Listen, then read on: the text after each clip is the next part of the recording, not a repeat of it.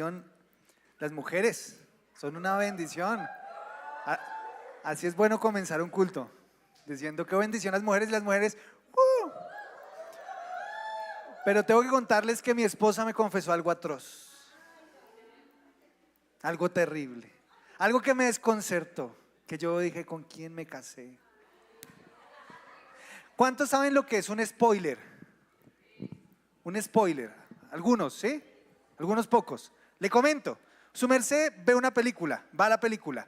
Cuando entra a la película o empieza a ver una serie o empieza a ver una novela, ¿qué es lo que usted espera en la novela? Ir descubriendo conforme a la trama, ¿cierto? Usted pone su película, va a ver Betty la Fea, usted no quiere saber cómo termina Betty la Fea, usted intuye un poquito, pero como que esos momentos cruciales de la trama no le gusta saberlos, sino descubrirlos. ¿Qué es un spoiler? Cuando alguien le comenta antes de tiempo ese momento clave, eso que usted no esperaba, que es sorpresa y que de un momento a otro ya lo sabe y pierde la sorpresa. ¿A cuántos les gustan los spoilers? Bueno, a mi esposa sí. Y eso es lo terrible que me contó que ella cuando lee libros o cuando leía algunas novelas, abría el libro, antes de empezar, se iba a la parte final y leía cómo terminaba la historia. Sí, yo dije, amor, ¿cómo puedes vivir así? Claro, porque ella dice, esta es la manera en que yo evalúo si la historia vale o no la pena. Si el final es, o sea, si me genera intriga este final, me comienzo a leer el libro. Y si no, pues no lo leo. Y yo soy todo lo contrario. Imagínense que yo veo MasterChef y no me veo lo que pasará en el siguiente capítulo, los avances, porque no quiero que me los descubran, no quiero sorprenderme. Entonces, cuando ella me contó esto, yo dije, no, ¿cómo puedes hacer eso? ¿Cómo puede gustarte conocer conocer antes el final de la historia, la trama, lo que es más bonito, el final, cómo termina una historia? Imagínense usted, no sé, Betty la Fea, y enterarse desde el inicio que Betty va a quedar como dueña de la empresa de Cómoda. No, que no es fea. Pero tampoco queda tan bonita al final, ¿no? Pero bueno, pues es que comparándola con mi esposa todas palidecen. Entonces, conocer el final de la trama no es muy chévere. Pero les digo algo, en el fondo, todos deseamos conocer cómo va a ser nuestra trama a futuro. ¿Cómo va a terminar nuestra historia? ¿Qué va a pasar en el año 2025? Pregunta, ¿usted no le hubiera gustado saber en el 2024 muchas de las cosas que vivió y que pasaron? ¿No le hubiera gustado saber desde antes de que empezara el año 2024 cosas cruciales que iban a pasar? Momentos claves de su vida, oportunidades que usted dice, se me fue esa oportunidad, me hubiera gustado hacer algo diferente, o al contrario, haber entendido que eso era una mala decisión y haber dicho, ya sé que esto va a ser una mala decisión, no lo voy a hacer. ¿Por qué? Porque es algo que deseamos. Porque entiendo mejor a mi esposa. Porque cuando conocemos la trama, sabemos cómo prepararnos para ella. Cuando entendemos cómo es la historia, sabremos cómo comportarnos en ella. Entonces, cuando empieza el 2025, generamos unas expectativas de cómo va a ser el año. Expectativas en muchos sentidos. Nuestros hermanos venezolanos desde el año pasado han generado una expectativa respecto a un gobierno. Los colombianos hemos generado una expectativa en cuanto a cambios, gobiernos de cambio. Algunos de nosotros hemos generado expectativas en la parte sentimental y decimos que el 2025 sea un año diferente. Para algunos ya empezó a ser diferente en esas áreas. Pero lo cierto es que conocer eso, cómo va a pasar la trama, conocer cómo va a llegar ese momento, nos permitirá estar preparados. Y creo que es muy útil saber qué es lo que va a pasar para estar preparado. El 2025 es un año en el cual debemos estar preparados. ¿Cuántos de ustedes sinceramente quisieran saberlo? ¿Cierto? Sí. ¿Qué harías si supieras que este año vas a perder a alguien? ¿Qué harías si supieras que este año te vas a despedir porque te vas a algún lado? De algunos. ¿Qué harías? Bueno, quiero decirles que para el Señor Jesús, conocer la trama es algo importante. Y quiere darte a conocer la trama de tu vida. Quiere darte a conocer qué va a pasar más adelante, para que te prepares, no solamente para el 2025, sino que te prepares a lo largo de toda la vida que te queda hasta el último día. Y quiero decirles que no importa si vienes por primera vez en este día, si has asistido algunos domingos o si ya llevas como yo años viniendo. Esta historia que Jesús nos va a contar a través de la Biblia nos va a dar la perspectiva de todo lo futuro que va a pasar, desde hoy hasta que se acabe el mundo. Esta va a ser la mamá de los spoilers. Esta va a ser la más grande revelación de la historia y cómo tú y yo podemos estar preparados para hacerlo. Porque esta historia que él cuenta tiene que ver con tu vida. Es tan vinculante que vincula a todo el mundo. Y así que si tú quieres estar preparado para el 2025, necesitas 3 consejos que el Señor va a darnos a través de esta historia. Y esta historia está en Lucas capítulo 19. Así que spoiler alert para el resto de tu vida. Alerta de spoiler. Porque si entendemos esto, sabremos cómo comportarnos en el 2025. Y estos consejos van a empezar con el Señor Jesús. Y algo que a él le gustaba mucho y que en lo personal a mí me gusta mucho, que son las parábolas. Jesús va a contar una parábola y algunos dicen que las parábolas son una historia que ilustra una verdad profunda, pero creo que es mucho más que eso. Creo que es más que una historia. Creo que las parábolas tienen un objetivo de impactar profundamente a los oyentes. Y creo que lo que Jesús va a hacer es cambiarnos, llevarnos a unos contrastes para que descubramos qué es lo que debemos hacer y cómo debemos vivir en este 2025. Capítulo 19 de Lucas, ¿estamos ahí? ¿Lo tenemos? ¿Biblias? Capítulo 19, versículo 11. Como la gente lo escuchaba, pasó a contarles una parábola. Aprovecha el momento el Señor Jesús. ¿Me están oyendo? Ok, lo que necesitan es una parábola. ¿Por qué? Y ahí nos va a decir la razón de por qué va a dar esta parábola. Este es el motivo de la parábola. Porque estaba cerca de Jerusalén. Jesús estaba cerca de Jerusalén. Y la gente pensaba que el reino de Dios se iba a manifestar en cualquier momento. Algunas versiones dicen inmediatamente. Ahora, ¿esto es bueno? Sí, yo creo que es bueno esperar el reino de Dios. Pero quiero decirles algo. La ocasión, lo que motiva al Señor Jesús lanzar esta parábola es desmontar expectativas equivocadas acerca del reino de Dios. Así que este año, el primer consejo para el 2025 es que debes tener una expectativa correcta y referente al reino de Dios. ¿Por qué? Porque cuando él comienza a decir esto, que les refirió una parábola porque el reino de Dios se manifestaría en cualquier momento, dijo esto: así que les dijo, un hombre noble fue a un país lejano para ser coronado rey y luego regresar. Esta es su historia. Esta es la historia de Jesús. Es más, esta historia va a vincular también a Jesús. Y él va a contar su propia historia y tu historia dentro de su historia. Esta va a ser la perspectiva de la parábola. Ellos que están oyendo no saben esto, no saben que Jesús está revelando todo el tiempo que les queda. Pero Jesús está lanzando la primera bomba. Hay un hombre, un noble, un digno de ser coronado rey. En este caso Jesús. Jesús era digno de ser rey de Israel por derecho de nacimiento, porque Jesús viene del linaje del rey David.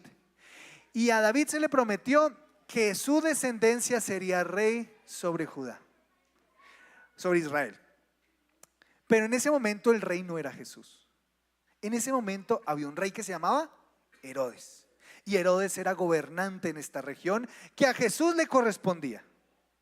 Y este Herodes era rey porque en un momento se fue a una tierra lejana que se llama Roma y allá le invistieron de poder, lo coronaron como rey y él volvió. Es una historia que ellos entienden. Para nosotros es un poco extraño que nos digan que un noble se tiene que ir a otro lado para ser coronado como rey de su territorio, pero ahí está diciendo Jesús, algo así va a pasar. Hay un noble que se va a ir a una tierra lejana y regresa como rey. ¿Y qué hace cuando regresa? Versículo 13.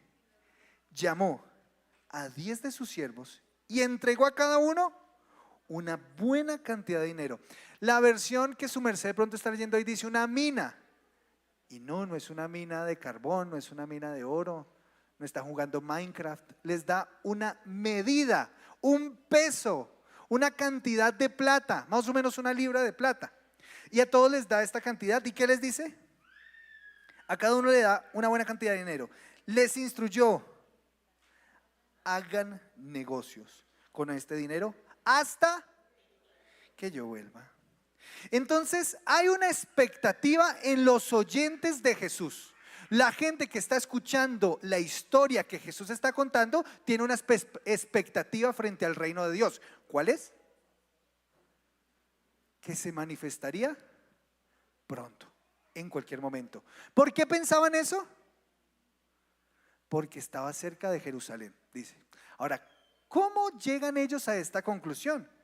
¿Por qué pensaban que ese reino se manifestaría? Así que tengo que aclararles un poquito qué significa que esté cerca de Jerusalén.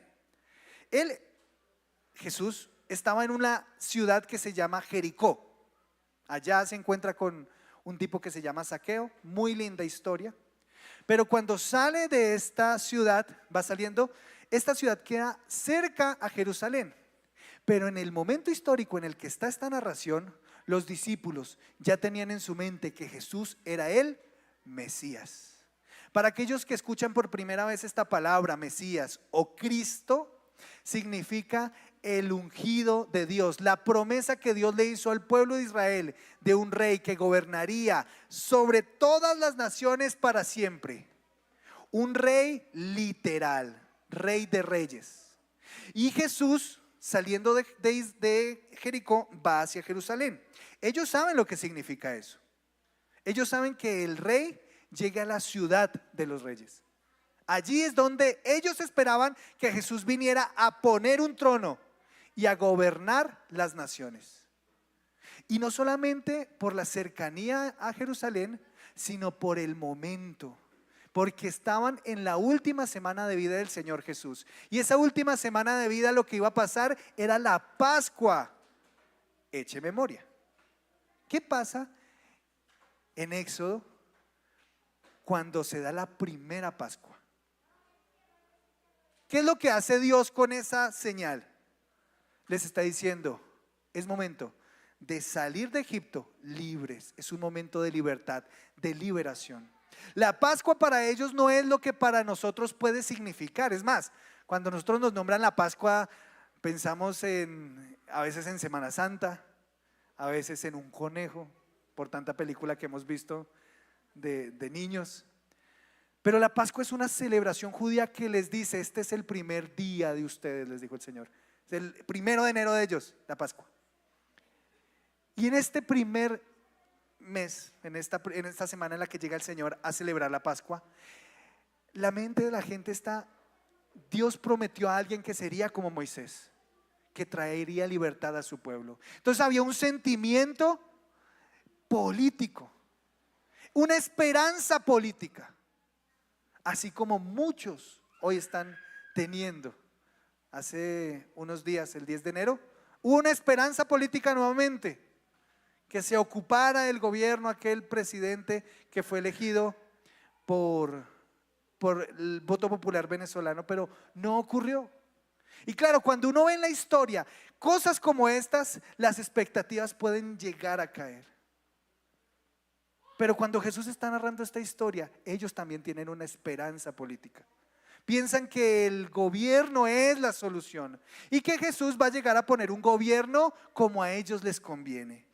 Por eso es tan importante lo que va a hacer el Señor, porque en medio de esta expectativa de un reino político, de un reino militar, de un reino humano, de expectativas humanas, Jesús va a establecer la expectativa correcta del reino.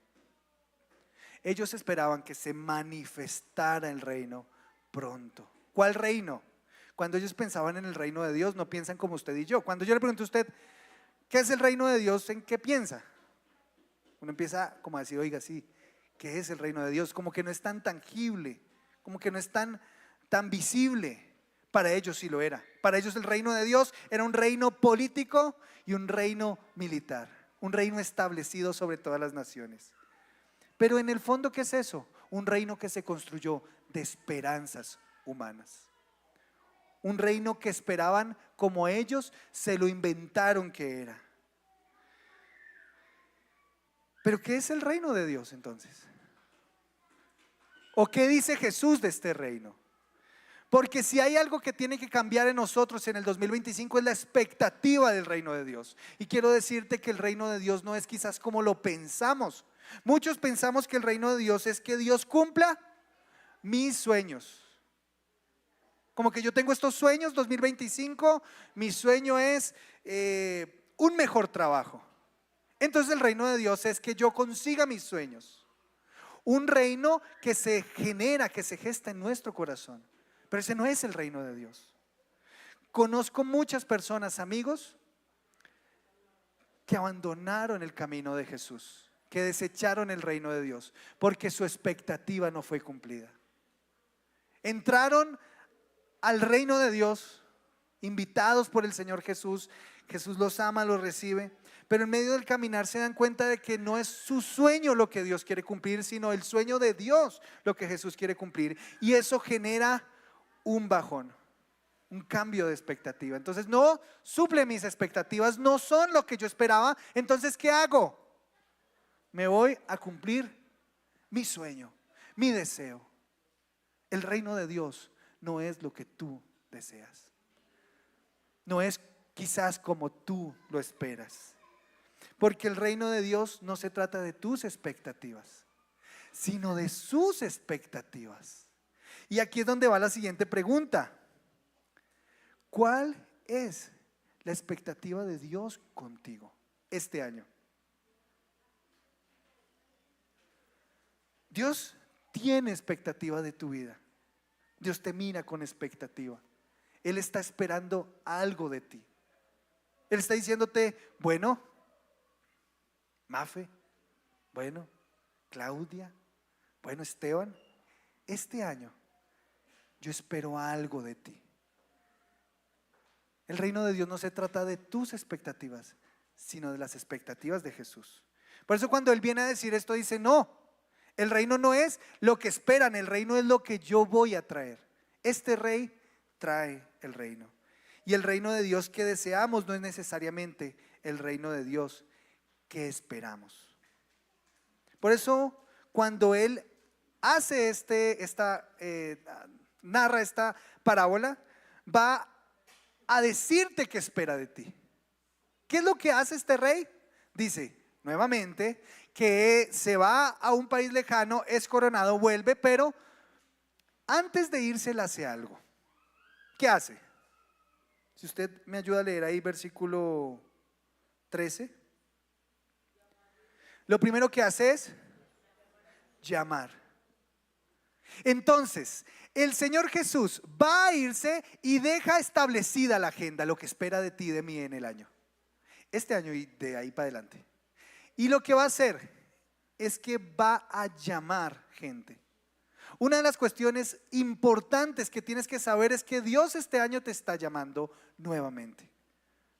Aquellos que por primera vez vienen, quizás no saben esto, pero ustedes vienen para que sepan que Jesús los está llamando. Jesús les está diciendo, vengan y síganme. Porque la esperanza de Jesús, la expectativa de Jesús frente a cualquier persona es que lo sigan. A los discípulos y a aquellos que se encontró, no les dijo principalmente adórenme. La adoración es algo consecuente, algo que se aprende después de seguirle. Pero a todo mundo le dijo, sígueme, el que quiera ser mi discípulo. Y este es un año, el 2025, en el que tus expectativas deben estar acerca del llamado de Dios. ¿A qué Dios te está llamando? A ellos los llamó. ¿Y qué hizo después? Les entregó. Porque hay cosas que da Dios. En este caso les da una cantidad de dinero. Hay una parábola parecida en Mateo. Parecida, pero no es la misma. Hay bastantes diferencias sustanciales, porque ahí dice que les entregó talentos. Y suena muy bonito, pero también es una medida de dinero, una gran cantidad de medida. Y allí no la entrega a cada uno por igual, allá da según la capacidad. En esta no, en esta todos los 10 les da por igual. Y no es una cantidad tan grande, no es una cantidad que no pueden imaginar, pero les confía algo. Él confía en ti, quiere confiarte algo este año. Porque el llamado de Dios trae consigo confianza, te confía algo. En el caso de los siervos, ¿qué les confía? Dinero. Y después de confiarles algo, de darles algo, ¿qué hace? Les instruye. Los llama, les confía, les instruye. Este año es un año en el que debe haber expectativa. En el llamado de Dios, Dios me está llamando. En lo que Dios quiere entregarme y para qué me entrega lo que me da. El Señor te da a ti el sustento de tu vida. Tú dependes económicamente de Dios y de su reino, no del trabajo. Entonces lo que Dios espera que yo haga con mi trabajo, ¿qué es? Bueno, ahí es donde tiene que entrar la instrucción de Jesús. A cada uno de ellos les pidió que negociaran. Cada uno de forma distinta, pero que cumplieran una misión, un trabajo. Todos con el mismo objetivo. No les dijo la forma, les dijo el objetivo. Entonces, cuando nosotros generamos una expectativa correcta, empezamos a enfocarnos en lo que es realmente importante. Este 2025 es un año en el que necesitamos que nuestra expectativa acerca del reino de Dios sea corregida, porque es lo que Jesús está haciendo. Está corrigiendo esta expectativa que ellos tienen. Pero no se queda ahí. Los llama, les entrega, les instruye. Pero hay algo que a mí me causó mucha confusión cuando estaba leyendo. Leamos el 13 y enseguida el 14. El 13 dice, llamó a 10 de sus siervos y les entregó a cada uno una buena cantidad de dinero. Les instruyó, hagan negocios con este dinero hasta que yo vuelva. Ese es el paralelo. Ese es el tiempo. Jesús no dijo serán 5 años, 10 años, 100 años, 1000 años. No dijo qué cantidad de tiempo. Dijo lo que iba a pasar entre ese tiempo. Y en ese tiempo lo que Jesús espera es que cumplamos nuestra tarea. Pero cuando tú lees el versículo 14 dice, pero oiga, tan raro eso. Súbditos lo odiaron, lo odiaban, pero sus súbditos lo odiaban. Y mandaron tras él una delegación a decir, no queremos a este por rey. Parece contradictorio, ¿no? Porque llama a ¿quiénes? A los siervos. Pero parece que los suyos lo odian. Entonces yo decía, ¿cómo puede esto convivir en esta historia? El segundo consejo que debes tener en cuenta para este 2025, para estar preparado, es tener una ruta clara. Porque según la ruta que tú tengas establecida, dictará cómo te comportas frente a ella, cómo te ves a ti mismo. Y aquí va a poner en contraste a dos tipos de persona. Va a poner en contraste a los siervos y a los súbditos. No son los mismos. ¿Quiénes son los súbditos? En un reino, ¿quiénes son los súbditos? Los esclavos, dicen por ahí. Los súbditos son los que están bajo ese gobierno, todos. Pero los siervos, ¿quiénes son? Los que se dedican al servicio del rey. O sea que una persona puede ser súbdita, es decir, está bajo el gobierno, está supeditado, no es superior a ese gobierno, pero no necesariamente es un siervo. Y ese contraste pesa en esta historia, porque no es que no simpaticen con él, lo odian, lo aborrecen. Así que establecer una ruta es identificarte en esta historia quién eres y cómo te vas a comportar. Los habitantes de este mundo son los súbditos. El Señor es soberano en esta tierra. Aquí están toda clase de súbditos en la tierra, pero no quiere decir que toda la tierra es sierva del Señor. En el caso de Jesús, en esta parábola, Él está retratando su país, Israel. Israel, los líderes religiosos que oraban diciendo: Señor, envía al Mesías, que el Mesías llegue pronto para que gobierne, para que nos libere. Llegó el Mesías y ¿qué vieron ellos? Una competencia, y lo odiaron. Lo odiaron y lo resistieron, porque eso hacen estos súbditos: resistir al Señor. Lo que están diciendo es: no queremos ser gobernados. No queremos tu gobierno, Jesús. No queremos vivir a tu manera. No queremos hacer las cosas como tú dices. Que nos envíen otro, que nos gobierne otro. Y es algo así como vivimos en este mundo. Las naciones de este mundo son anticristianas, anti Jesús, anticristo. Las naciones de este mundo no están diciendo: vengan los que conocen a Jesús, háblenos de Él. No, hacen toda clase de políticas para evitarlo, porque no desean su gobierno. Sufren pensando en que el mundo sea un mundo bajo el gobierno de Jesús.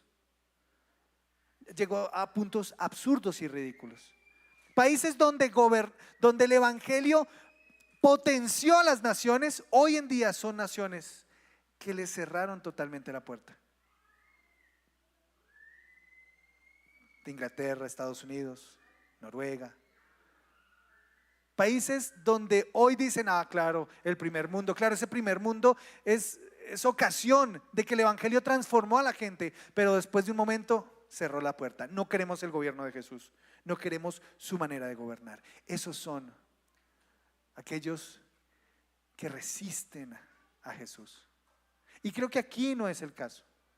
Pienso que ninguno de los que estamos aquí es el caso. En el caso donde Jesús está narrando esto, había muchos que sí, que estaban escuchando a Jesús y ese era su punto, lo resistían. A él lo seguía mucha gente que lo resistía. Pero no es el caso de ustedes, porque ustedes no son súbditos, ustedes son siervos. Y el siervo es distinto. El siervo habita en su casa. El siervo está con el Señor, pendiente de qué es lo que Él desea. Esa es la diferencia.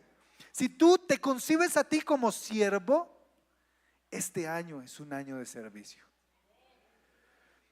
Pero hay una lucha. A veces nuestro corazón lucha, porque la palabra siervo significa que estamos al servicio de Dios. Pero cuando encontramos a Jesús y le entregamos nuestra vida, vamos a encontrar un corazón que no se siente siervo, una voluntad que no se siente sierva, una voluntad de un corazón que se sienten reyes. Y ese corazón que se siente rey va a competir con la actitud de servicio, porque esos corazones están demandando servicio. Sírvanme a mí. Yo sufro de eso. Yo sufro de momentos donde no quiero servir, donde me gustaría que me sirviera. Y son momentos donde se me olvida la ruta que tengo. ¿Cuál es la ruta? Servicio. ¿Cuál es mi deber este 2025? Servir. Pero el corazón lucha con creerse Señor, con creerse gobernante. A veces queremos vivir cristianismo de reyes, Y claro, somos hijos del Rey. Eso es algo muy poderoso que habla de nuestra identidad. Pero Jesús aquí no nos manda a comportarnos como reyes. Nos manda a ser sus siervos. Adolescentes que están acá, esto es tan importante para sus vidas que me hubiera gustado a mí saberlo cuando yo era adolescente. Este mundo quiere formarte para ser alguien a quien le sirvan. Y todo nos lo venden así. La educación, los amigos, como que el que más es poderoso es el que menos le toca hacer. En tu vida, tú que perteneces al reino de Dios, tú no naciste para ser servido, sino para servir. Tu casa es un lugar para servir y así honrar a tu Señor. Esposos, el servicio como en las empresas, también a la familia. Muchas veces los hijos necesitan ser servidos. Las esposas, ustedes están diciendo, no, yo sí servicio aquí. Pero cuando Jesús está hablando aquí del servicio, no está hablando solamente de ayudar con los quehaceres de la casa. Aquí el servicio va más allá. Porque el servicio en esta parábola es hacer un trabajo. El trabajo, no cualquier trabajo. En esta parábola servir significa una cosa. Pero antes de yo decirte qué es, quiero que tengas en cuenta esto. Mientras el Señor vuelve, esta es la temporada de servicio. Repita conmigo, mientras el Señor vuelve, esta es la temporada de servir. Por eso no hay un límite, no estamos diciendo, bueno, este es solamente el 2025, no, 2025, 26, 27, nuestro enfoque va a ser esto, hasta que el Señor venga, yo estoy para servirle. Este año debe ser un año para crecer como siervos, porque al crecer como siervos estamos cumpliendo nuestro trabajo. Y muchas veces, como a mí, yo les conté, un corazón de rey me impide. Pero a ti, ¿qué te impide comportarte como siervo en algunos lugares? ¿En qué lugares no has podido expresar esta preciosa manera de vivir? Si puedes identificarlos, pregúntate, ¿qué me impide a mí? ¿Qué es lo que me está haciendo no querer ser siervo? Y muchas veces uno que va a encontrar un corazón herido respecto al servicio, con expectativas incorrectas. Jesús quiere que este año podamos crecer en el servicio. Pero ¿cuál es el servicio? Principalmente, cuando uno le está leyendo, ¿se acuerdan que les dije? Capítulo 19, ¿Jesús dónde está? Jericó. Jesús acaba de ir a la casa de un hombre que les dije que se llamaba Zaqueo. Zaqueo, bájate del árbol. Cuando termina esta historia, Jesús le dice, porque el Hijo del Hombre, capítulo 19, versículo 10, gracias, dice, porque el Hijo del Hombre vino a buscar y a salvar lo que se había perdido. Es lo que antecede también a esta historia. Es lo último que nos dice, aunque el Señor no dice aquí cuál es el servicio principal. En el contexto en el que está, el trabajo se trata de lo que el Señor Jesús quiere hacer. Y el Señor quiere salvar y buscar a los que se habían perdido. Porque el Hijo del Hombre vino a buscar y a salvar. O sea que tu servicio en el que debes crecer este año y que yo debo crecer este año es en el servicio a este Dios, a este Jesús que quiere buscar y salvar a los que se habían perdido. Crezcamos en el servicio, mujeres que saben servir, pero en el servicio que debemos crecer todos como iglesia. Aquellos que llegaron por primera vez, aquellos que llevan años, adolescentes, niños, el servicio en el que debemos crecer es en buscar y salvar lo que se había perdido. Porque cuando termina esta historia, recuerden que ellos no tienen este contexto, pero tú y yo sí. Tú y yo ya hemos leído el libro y el libro es mejor que la película. Cuando tú ves el final del Evangelio de Lucas, el Señor va a comisionarlos vayan y prediquen el evangelio. Ese es el área de servicio. Vayan y compartan del buen mensaje de la salvación a todas las naciones. Ese trabajo es el área de tu servicio, el área de servicio de tu vida. Tú no eres un súbdito que resiste a Dios.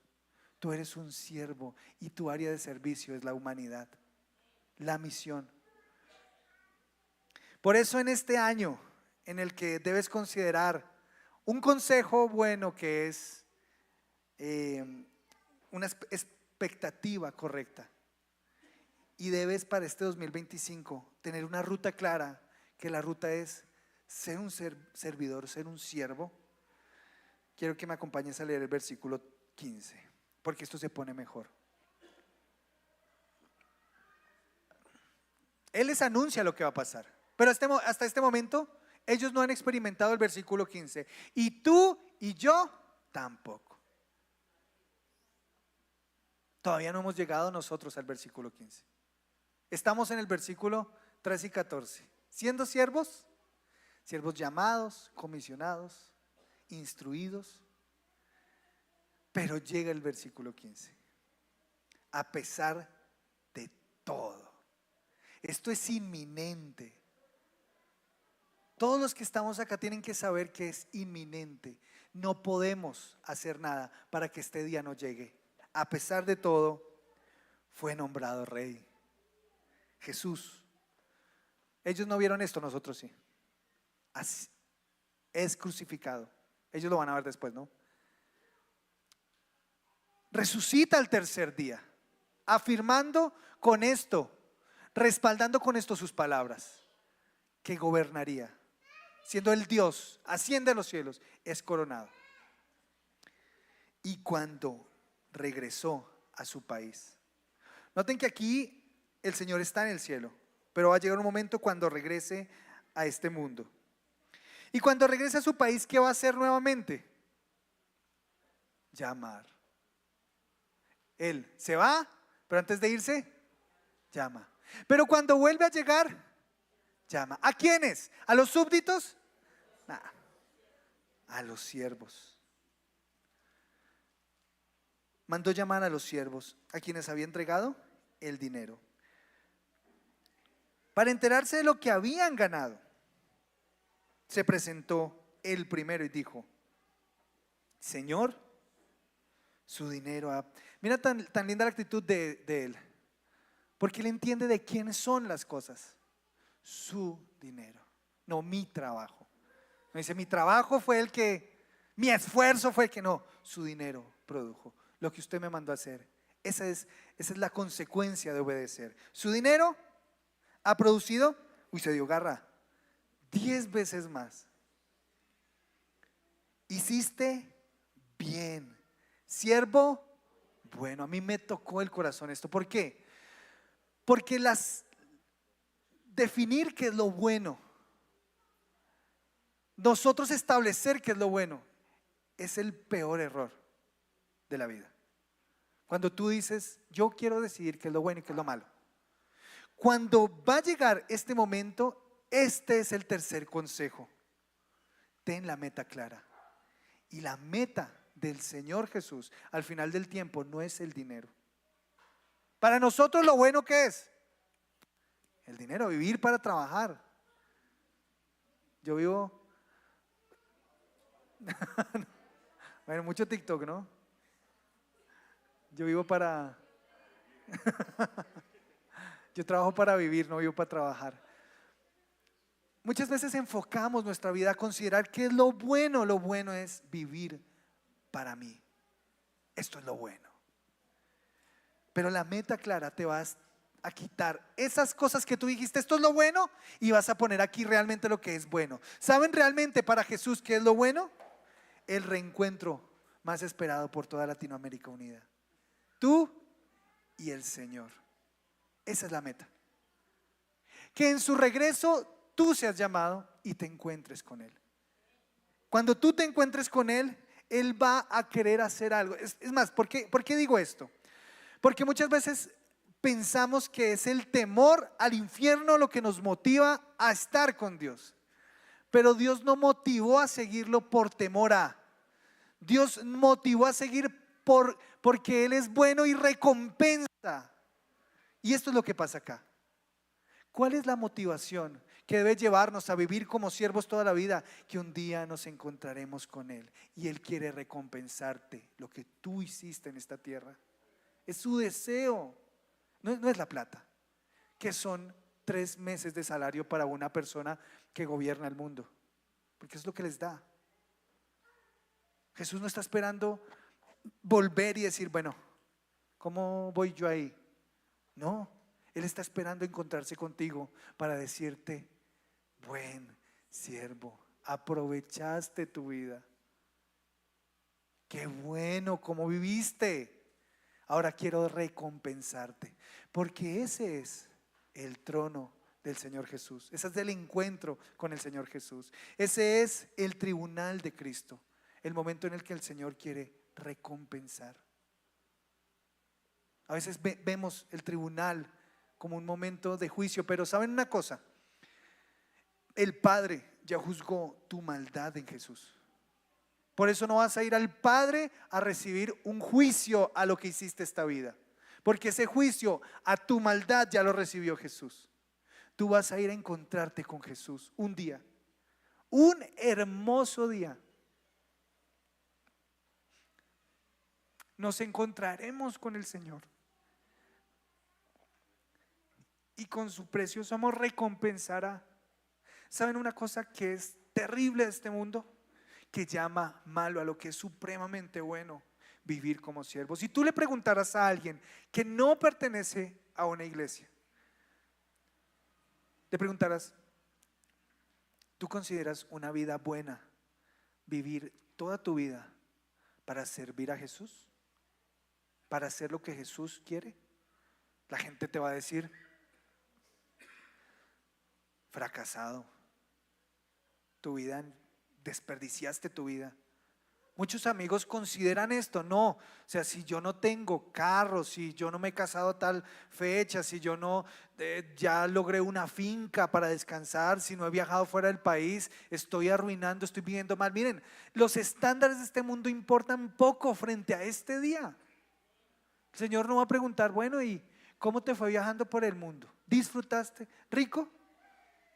No. ¿Cómo viviste como siervo? Eso es lo que realmente importa, porque Él reconoce el esfuerzo de tu trabajo. Pero nuestro mundo nos quiere engañar a llevarte a pensar que el 2025 es un año para tus planes, para tu corazón, para tu deseo, para tu deleite. Claro, Dios nos permite descansar, es un buen Señor, es un Señor hermoso. Pero tu vida no está este año para enfocarla en tus propósitos, sino en el suyo. Por eso Él quiere recompensarte, esa es la meta. Tu encuentro con Jesús, que sea un momento de ser recompensado. Él define lo que significa una buena vida. Él dice, una vida de servicio es una vida buena. Así este mundo diga lo contrario. Él es el que pone valor a esto. ¿Qué sería una buena vida para los discípulos en este momento? Bueno, seguramente Juan y Jacobo hubieran dicho, un buen año es terminar este año con un mejor puesto, sentado a la derecha y a la izquierda del gobernante. Eso es un buen año. Ellos tienen esta mentalidad. Si le hubieran preguntado a Pedro, posiblemente hubiera dicho, un buen año es un año donde no toque pagar impuestos. A él le tocó en algún momento pedir al Señor. Un momento donde no tenía que comer porque no había podido pescar. Un buen año es tener dinero. Pero Jesús no considera nada de esto un buen tiempo. ¿Qué es un buen año para ti? ¿Qué consideras tú como un buen año? Bueno, si posiblemente están allí nuestras expectativas, quiero decirte que es un mejor año vivir para la misión de Jesús. Jesús en la parábola va a entrar al choque del concepto de la bondad Porque un buen año para Jesús es un año que se invirtió para trabajar para Él. Porque la recompensa de tu trabajo acá no se compara con lo que Él quiere darte. O sea, tú no trabajas acá para ganarte algo. Lo que estás haciendo aquí en esta tierra para servirle no lo haces con el objetivo de como ir acumulando millas, ¿no? Como ir ahorrando en el cielo, no. Porque lo que Él da es mayor que cualquier cosa que tú puedes hacer. Miren, este hombre, ¿cuántas minas produjo? 10. ¿Con cuántas llegó? Con 11, si no se tumbó una, ¿cierto? Tu mina produjo 10 más, llega con 11, ¿no? Dijimos que son como 3 meses. ¿Cuántos son 10 minas? ¿Como 30 meses? 30 y pico de meses. ¿Qué le da el Señor? Dice, buen siervo.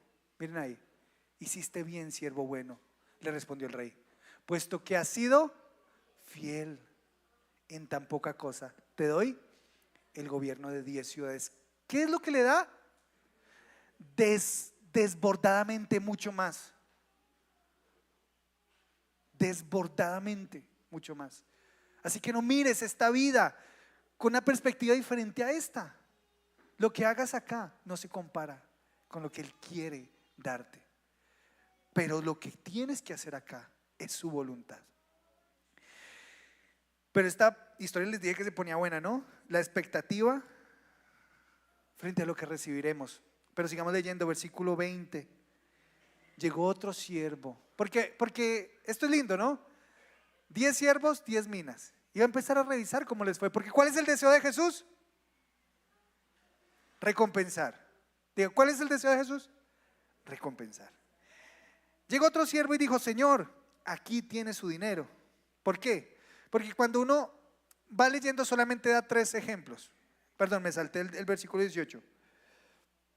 Versículo 18. Se presentó el segundo y dijo, Señor, su dinero ha producido 5 veces más. El rey respondió, a ti te pongo sobre 5 ciudades. Y ahí sí, llega otro siervo y dijo, Señor, aquí tiene su dinero. Lo he tenido guardado, envuelto en un pañuelo. Es que le tenía miedo a usted. Y aquí empieza a dar todas las razones de por qué no hizo nada. Es que le tenía miedo a usted, que es un hombre muy exigente. ¿Cómo dicen las versiones que ustedes tienen por ahí? Muy severo, muy demandante. Toma lo que no depositó, o sea, lo acusa de ladrón. Toma lo que no depositó, y cosecha lo que no sembró. El rey contestó, siervo malo. Y este es el otro concepto que Jesús establece allí, que Jesús contrasta el concepto de la maldad. Para nosotros, ¿qué es algo malo? Herir a otro, lastimar a otro, robar. Pero Jesús va a establecer aquí que es algo malo. Siervo malo, con tus propias palabras te voy a juzgar. Así que sabías que soy muy exigente, que tomo lo que no deposité y cosecho lo que no sembré. Entonces, porque no pusiste mi dinero en el banco para que al regresar pudiera reclamar los intereses. ¿No que me tienes miedo? Y si me tienes miedo, ¿por qué no hiciste lo mínimo? Luego dijo a los presentes, quiten el dinero y déselo a quien recibió 10 veces más. Señor, protestaron, él ya tiene 10 veces más. El rey contestó, les aseguro que todo el que tiene se le dará más, porque el Señor quiere dar. Pero al que no tiene, aún lo que tiene, hasta lo que tiene, se le quitará. Él no solo define lo que es bueno, sino también va a definir para nosotros qué es lo que es un mal año, una mala vida. Porque este es un siervo que no obedeció. Noten que no es un súbdito, un conciudadano, no es un no cristiano, no es un impío, no es un opositor al rey. Es un siervo, uno de la casa. Nosotros no nos miramos yo les dije, ustedes aquí no somos peligro de ser opositores del Señor. Si tú estás acá, de alguna manera deseas seguir a Jesús. Pero el problema está acá, en que también se puede ser un siervo malo. ¿Y qué hace este hombre? ¿Por qué él no pudo crecer en servicio? Porque tuvo miedo, o eso dijo, pero le temía porque no le conocía.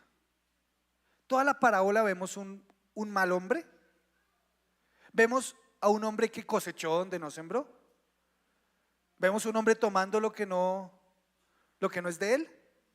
No, en toda la parábola vemos a un buen Señor. Es más, nos anima eso, porque Él no viene por la plata. Vuelvo a decir, Él no está diciendo, bueno, 10 minas y eso me representa tanta ganancia. No, Él tiene 10 ciudades para dar. No es la plata lo que lo motiva. Pero ¿por qué llama malo a este hombre? ¿Por qué es tan dura esta situación? Porque este Señor bondadoso, este Señor bueno, no fue conocido por este siervo malo. El siervo malo habitó su casa, pero no entendió quién era él. Le temió, ¿y qué hizo? No hizo nada. Y una de las excusas que podemos nosotros tener para no hacer nuestro trabajo es decir, es que a mí me da miedo.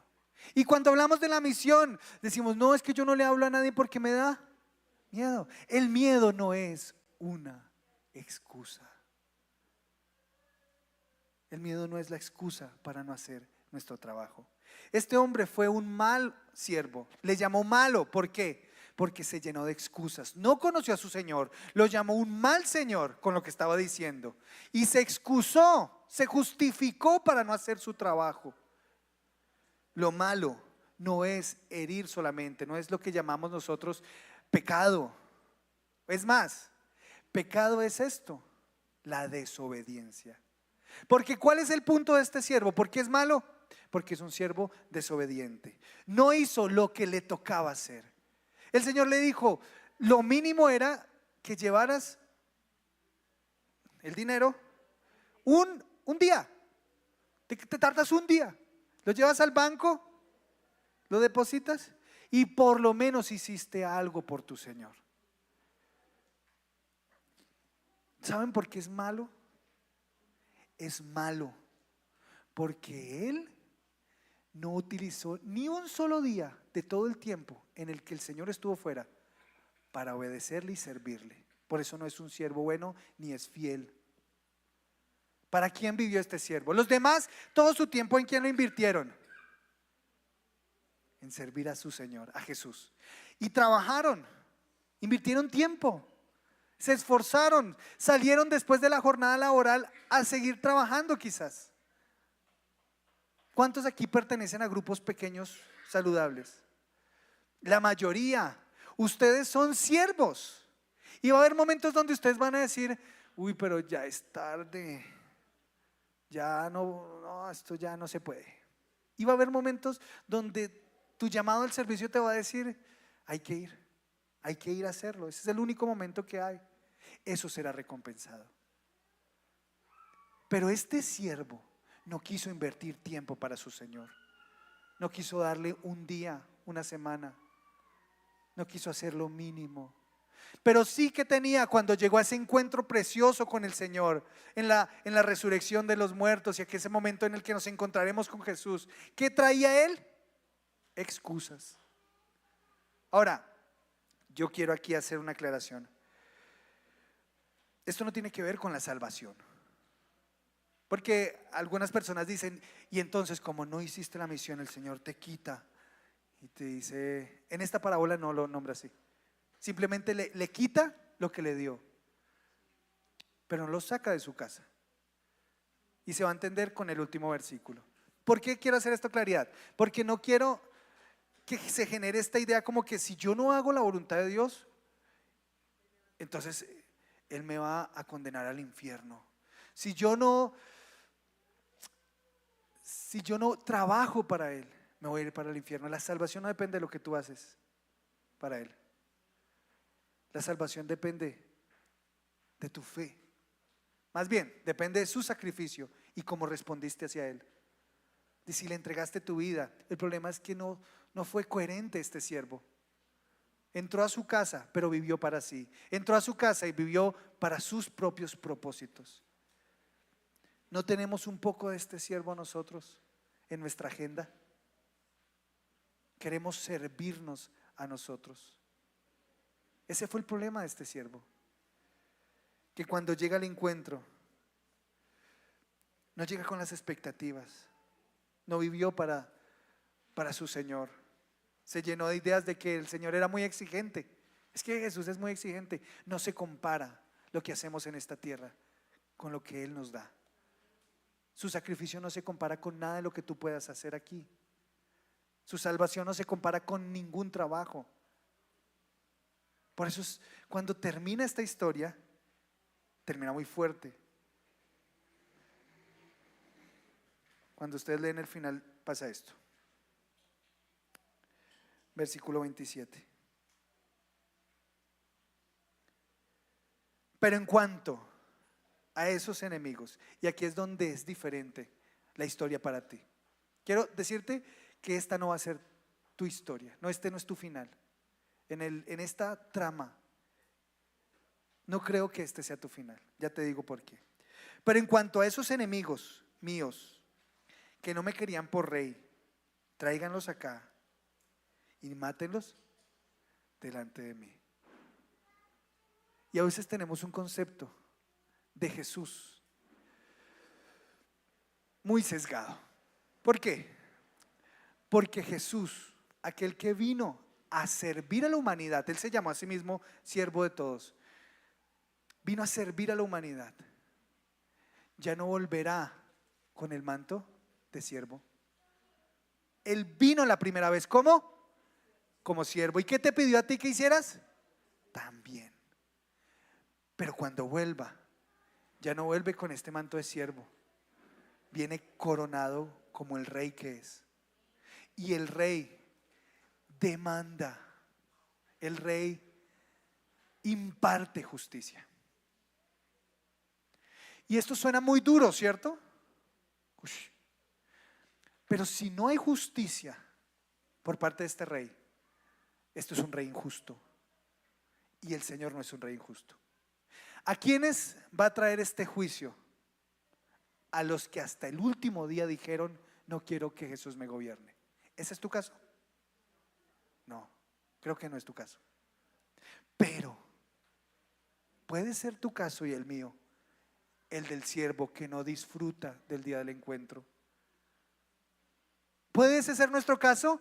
Sí. ¿Por qué? Porque es peligroso vivir un 2025 para uno mismo. Así que en este 2025, donde el Señor spoilea toda la historia, no nos va a decir que todo lo que te va a pasar, no nos va a decir si este año te va a ir bien en el amor, en el dinero, si vas a... No, eso no es lo que el Señor quiere que sepas de este año. Quiere que sepas que tienes la expectativa correcta frente a ese reino, y ese reino demanda que tú te comportes como un siervo. Si logras eso, la expectativa se cumplirá en una meta. Llegarás a la meta clara el día del encuentro con Jesús. Pero muchos luchamos con vivir para nosotros. Y para ellos que tenemos esa lucha, voy a pedir que se pongan de pie, que cierren sus ojitos y puedan con total sinceridad decirle: Señor, este es un año en el que tengo la expectativa. Y cuéntale a Jesús tu expectativa. Una expectativa humana quizás, pero que el Señor en este tiempo va a ayudarte a cambiar, que a través de esta palabra va a ayudarte a cambiar, que va a ayudarte a quitarte esa idea de que el 2025 es un año para que tú cumplas tus sueños. Eso lo piensan otros con mucho corazón positivo, diciendo: este es mi año. Quiero decirte que este es el año del Señor. Y el año del Señor es mejor que tu año. Dile a Jesús que necesitas cambiar expectativas, que te necesitas una expectativa correcta del reino de Dios, saber qué es lo que debes esperar. Señor Jesús, este es un año en el que debemos esperar tu regreso. Tú dijiste que no sabríamos cuándo sería, que no sabríamos en qué momento sería, pero sí nos dijiste cómo vivir mientras tanto. Por eso este año no va a ser un año en el que voy a estar pensando, deseando, buscando mis sueños, porque has puesto en mí y en esta palabra un reto, Señor. El consejo para el 2025 es vivir como siervos, es aceptar el llamado de servirte a ti y dile a Jesús: Jesús, yo quiero ser siervo, no quiero vivir como rey, no quiero, Señor, demandar que me sirvan, quiero servir. Es una cuestión donde tengo luchas, lucho con esta idea, lucho con los momentos de servicio, pero sabemos que tú deseas algo mejor y el servicio es una vida buena. Dile a Jesús: sé hoy que el servicio es una buena vida. Vivir para servir es la manera correcta de vivir. Vivir para ti es la manera correcta de vivir. Mi vida está para servirte a ti. No lo hagas en tu mente, no lo hagas con tus labios cerrados. Exprésale a Jesús realmente si entendiste que tú eres un servidor de Él. El Señor llamó y esos siervos respondieron a su llamado. No se quedaron callados frente al Señor, aceptaron el llamado. El Señor te está llamando. Tú que vienes por primera vez, que hace poco vienes, el Señor te está llamando, te está invitando a seguirlo, a decir: ven, sé mi discípulo, sígueme, vive a mi manera, acepta mi gobierno, entra en mi casa. Pasa de ser un súbdito, pasa a ser un siervo de mi casa. Y aquellos que ya entramos, Señor, deseamos que nuestra vida en el 2025 sea una vida de servicio. Y el servicio es buscar y salvar lo que se ha perdido. Un año en el que vamos a invertir nuestra vida para ganar gente. Dile: Jesús, usa mi vida. Tú estás hablando ahí de mí. Tú estás hablando en Lucas 19 de mí. Tú me estás llamando un siervo y quieres llamarme siervo bueno al final, porque mi objetivo, Señor, es vivir para servirte. Abandona esos estándares humanos. Dile: Señor, quiero abandonar esos estándares de una buena vida según lo que este mundo dice. Tú dices que una buena vida es una vida de servicio. Señor, dame oportunidad para servir. Dile: Jesús, dame una oportunidad este año para servirte a ti, al Rey de Reyes, mientras vuelves, que me halles trabajando, que cuando tú vuelvas, Señor, me halles trabajando. En la promesa del Señor dice que hay coronas para aquellos que fueron fieles, corona de justicia, hay coronas de verdad, hay justicia, Señor, coronas preciosas para los que te sirven. Pero no vivimos con coronas en este momento, Señor, vivimos como siervos. Danos corazones de siervos. Después seremos así como tú, gobernante, Señor, pero ahora somos siervos, Señor. Demanda de nosotros un trabajo digno de ti, Señor. Sabemos que tienes esperanza y expectativa en nosotros. Jesús te mira con expectativa. Jesús te mira con expectativa. Ve tu vida y ve a alguien bueno, un buen siervo, no porque no te equivoques, no porque no haya pecado, no, porque tú decidiste servirle. Él llamó bueno a aquel que decidió servirle. Y comprométete con Jesús en este momento, en este tiempo, en este año. Dile: Jesús, me quiero comprometer contigo y con el servicio. Dile: Jesús, me quiero comprometer con tu servicio este año. Voy a servirte a ti. Y sé que mi esperanza estará en ese día del encuentro. No terminaré como esos súbditos que fueron quitados, arrancados de la presencia del rey, que su vida fue desechada. No, mi vida terminará como tú lo deseas. Tú deseas recompensar mi esfuerzo. Por eso recuérdame cada vez que esté trabajando para ti, que tú no eres un mal Señor, que tú eres un buen Señor que quiere recompensarme. Gracias, Jesús. Gracias, termina diciéndole gracias, Jesús, por llamarme. Gracias, Jesús, por tenerme en cuenta. Gracias, Jesús, por hacerme parte de tu casa. Gracias por invitarme a entrar. Señor, no me concentraré más en el dolor de esta vida o en lo que me parece difícil o en lo que no tengo. Mi visión está en servirte a ti, en servirte a ti. Gracias, amado Jesús. Amén. Amén. Gracias, Padre.